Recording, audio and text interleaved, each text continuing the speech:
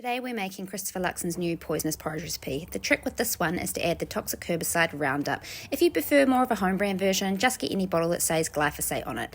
If it says probably causes cancer on the back, then you know you've got the right one. Most of us like to wear an apron in the kitchen, but when I'm making Luxon's porridge recipe, I like to opt for something a little more like this. Because glyphosate is probably carcinogenic and genotoxic, meaning it could damage the DNA in our cells. Just also pop on a pair of these, and instead of oven mitts, I prefer to wear these with this particular recipe.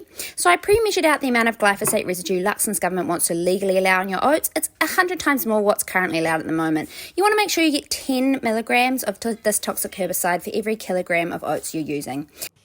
Then you're going to add the oats, followed by the milk of your choosing. And while I like to add a pinch of salt to my porridge, Prime Minister Luxon likes to add a good dose of profits for agrochemical companies like Monsanto, now Bayer.